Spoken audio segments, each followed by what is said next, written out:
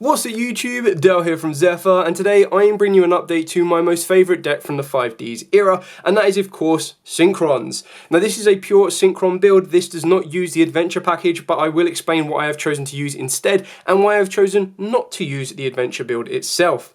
Now this did take a little bit of a hit on the most recent ban list by losing Baron de Fleur, and that's where it kind of lost one of its best forms of protection and forms of interruption.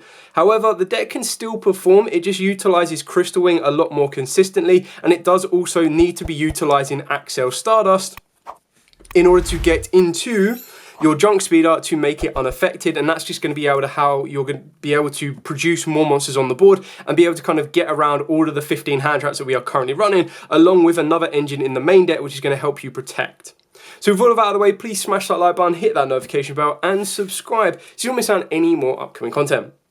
Starting off with all the tuners, we're going to start off with the Junk Synchrons. You're going to be maxing this out. This is your ideal starter. The only downside of this one is it will only trigger on normal summon, and it needs a level 2 or lower in the graveyard. So it is a technical 2-card combo because you do need to be able to get another card there, and that's why you need to play stuff like Foolish Burial. You also want to play cards that could possibly help you discard cards from your hand, and that's in stuff like the form of the Acasta Dawnwalker. Unfortunately, I'm not focusing on this one so much, and I've kind of taken it out in order to kind of main deck cards that will allow you to kind of combat the meta. And just as a preview, we are playing Crossout Designator in its space.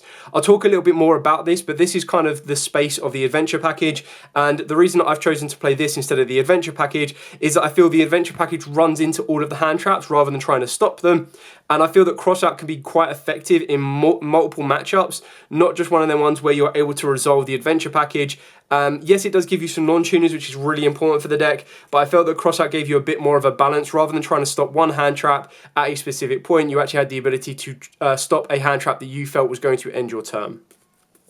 Then for the others, we've got 2 Assault Synchron, 2 Stardust Synchron, and 2 Revolution Synchron, alongside 1 Jet Synchron. Now, obviously, Jet becomes a little bit more prominent if you are playing the Tengu and the Adventure Package engine. In this one, you are literally using it as a Synchron that can come from the deck off of your Junk Speeder, and then being able to utilize a tuner back from the graveyard.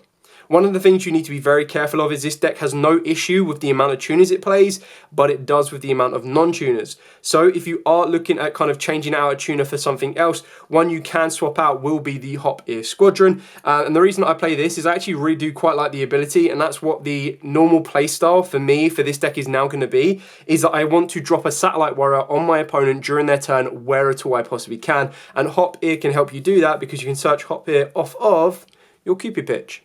So what you're going to be wanting to try and focus on is if your opponent does stop you or slow you down, you're going to want to make sure you can use Axel Synchro Stardust during your opponent's turn to Synchro Summon, or you're going to be using Hop Ear Squadron to get you into a Satellite Warrior and hopefully pretty much nuke the board.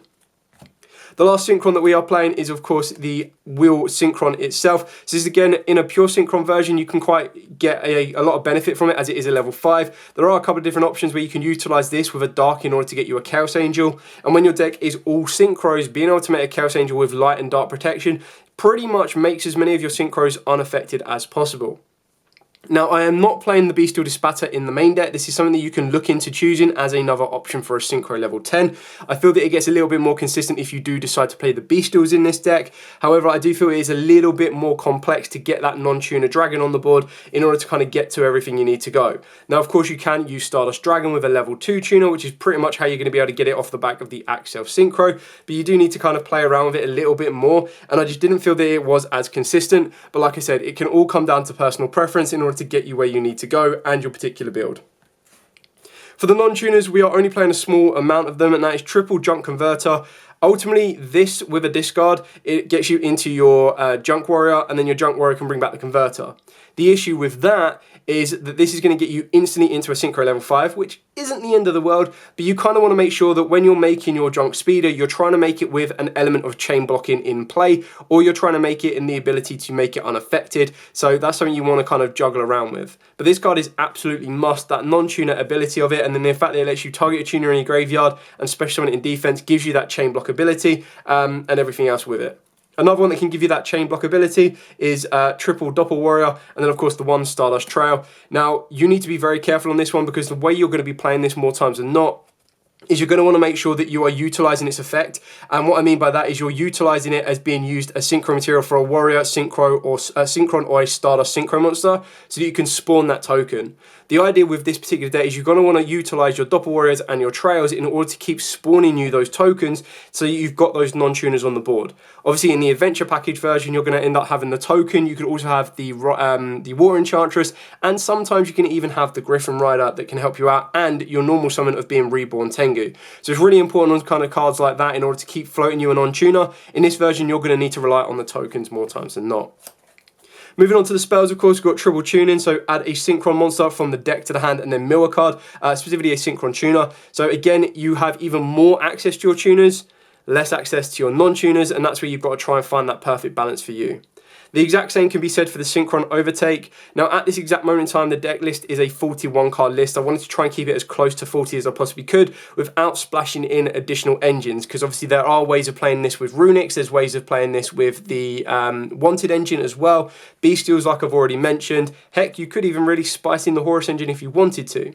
So arguably, to cut this down to 40, this would be one of the cards that I would consider taking out, just because again, this can give you the direct extension in order to get to a Jet Synchron because you play Jet Warrior, and it can also get you into your Junk Synchron because you are going to be playing Junk Warrior.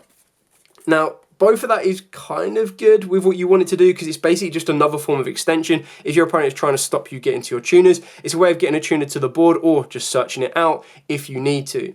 So again, it's just more consistency to get your starters, but you do need that additional ability to put a non-tuner in the graveyard so that you can go off and complete your synchro plays. One Foolish Burial, followed up by the Reinforcement of the Army and the 1-for-1. So obviously 1-for-1 is one of them ways that you can get a discard out of your hand to get you to a Jet Synchron.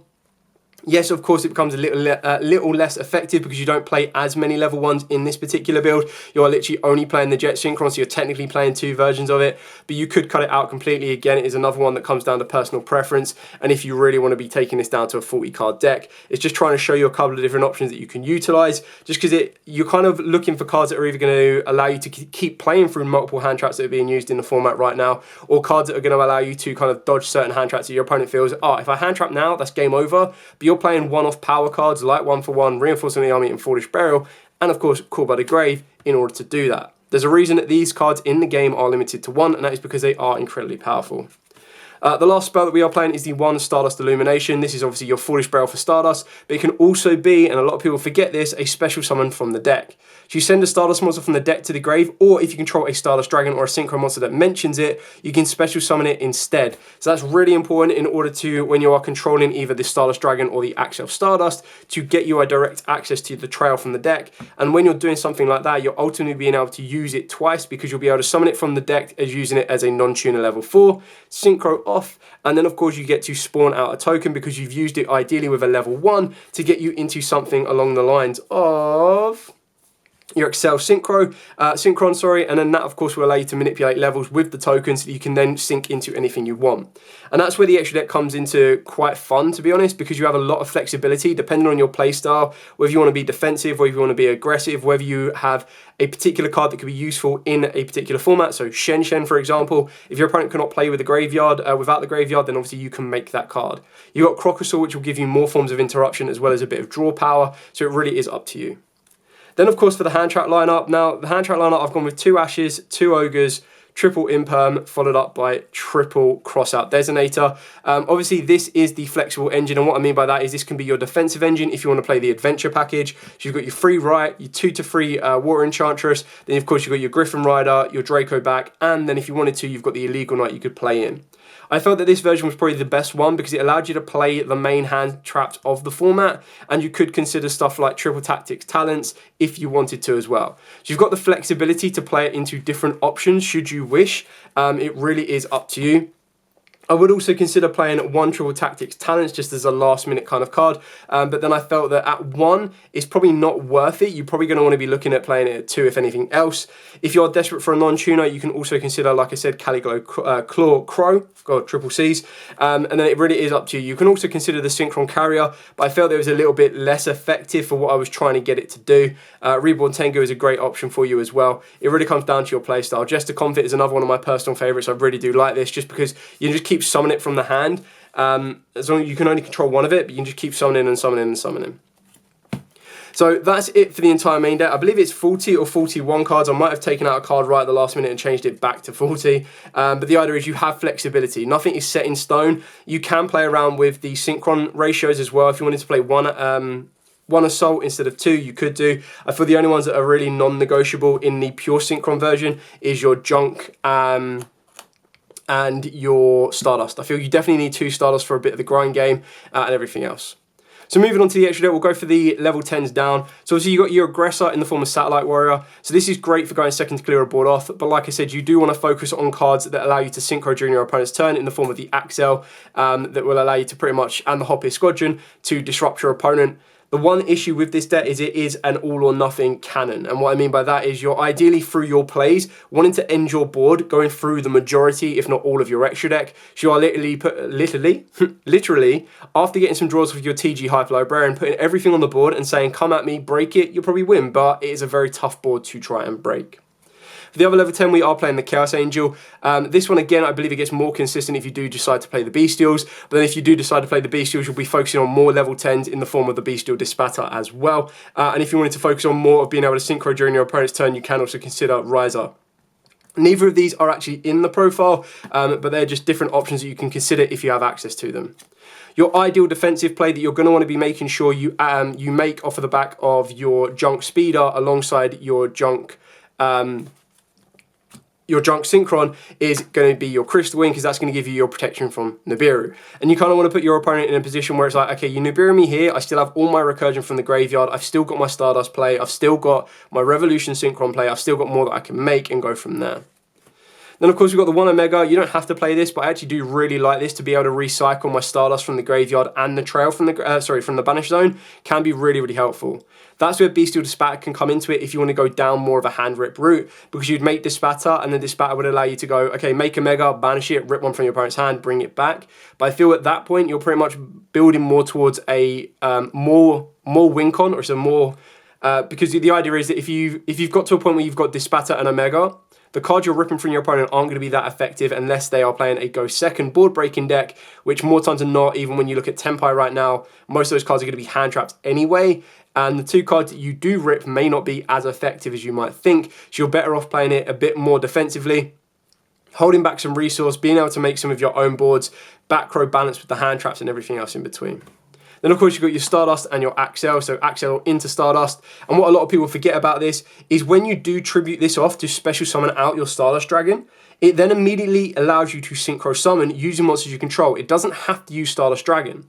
But if you tribute this off and do synchro summon out the Stardust Dragon off of the back of it, your Stardust Dragon is unaffected, and then the card that you then make as part of its secondary effect is also unaffected. So the idea is you're going to want to try and make your way into a Junk Speeder, and that's why I'm really considering putting the Acasta back in, because the Acasta does let you get to this a lot quicker and a lot easier. But the idea is it did require me to have Acasta plus another card in order to be able to go, cool, tag this out, get into Stardust, and then also have a 4 and a 1 on the board, or a 3 and the 2 on the board in order to get to the Junk Speeder. And usually the way that would work is I would need to open up a caster plus a discard, and the discard needed to be a level 2 non-tuner, and then on top of that I needed to open up the Junk Warrior. And what you'd do is you'd go a caster, discard the level 2, go into the Axel Synchron, and then you would normal summon down the Junk. The Junk would then revive the level 2, and then your opponent would try and do something, and you'd go, okay, cool, Axel Synchro, tag out, go into Stardust, and then synchro using your Junk plus your level 2 to make you a Junk Speeder which is unaffected. And then after that point you'd start building up a chain of being able to go, okay, cool, 1 Junk Speeder to special from the deck, and then 2 whatever that non-tuner level 2's effect would be, whether it be a Doppel Warrior or whether it would be the Junk Converter.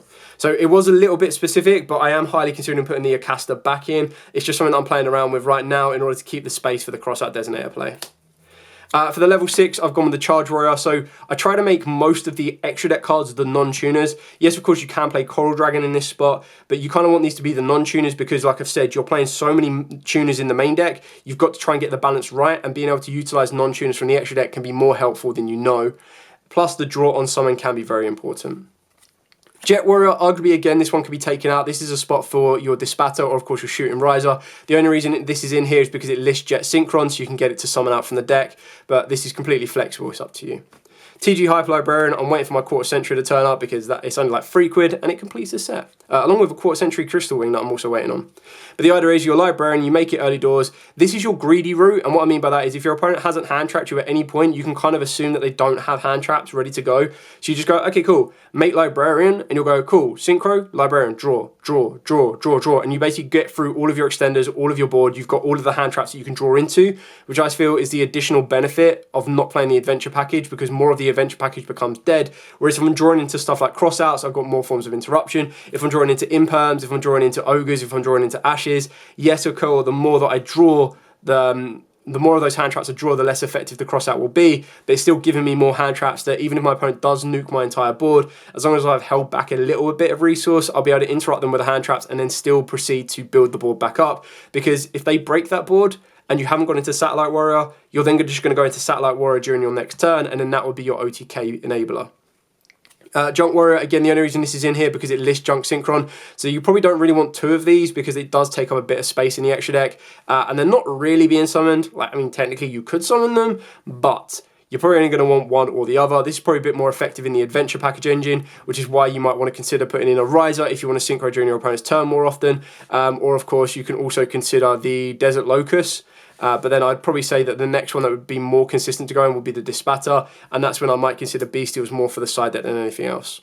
Axel Synchron, this is probably the best one. I really wish that this listed like Jet or Junk Warrior. I would have liked it to have said Junk Warrior or Jet Synchron plus, would have been really cool. But this is your ideal one because it can manipulate levels, it can go higher, it can go lower, and it can help you continue your synchro plays.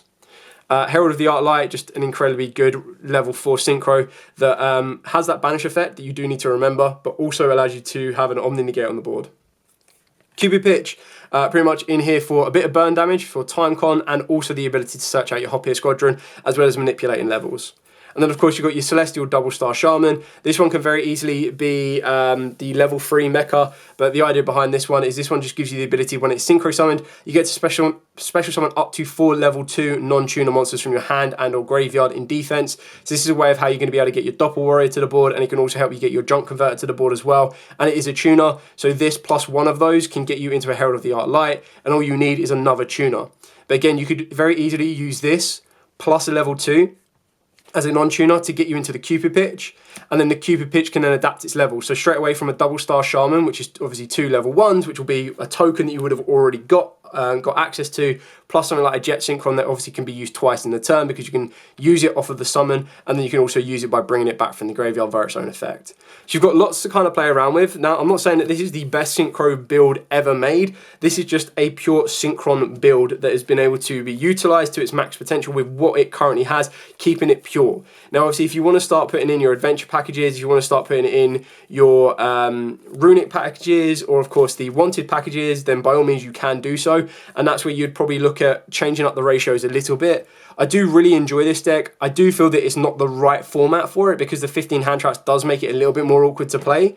However, this is one of these decks, if people disrespect it and don't like expect it to happen, that if it does go off uninteracted with, you can end up with a full hand, sitting with hand traps, plus an incredibly powerful board that your opponent needs to break. Yes, it's a little bit easier because they don't need to deal with an Omni Negate in the form of Baron, but don't think just because you don't have Baron that you can't do anything. You still have Crystal Wing, which will help you with your monsters. You still have Herald of the Arc Light. It just makes some of your plays a little bit more awkward to help you out. So that's pretty much it for the entire build. If you do have any questions, by all means, please put in the comments down below. I'll be more than happy to answer them for you. For now, as absolutely always, stay safe, and of course, happy dueling.